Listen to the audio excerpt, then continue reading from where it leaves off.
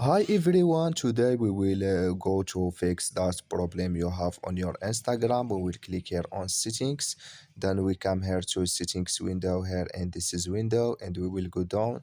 We will click here on apps, then we come to apps window here like you see, and you just go down to looking for Instagram app, and we find it. We will click here on Instagram, and we come to next window here like you say.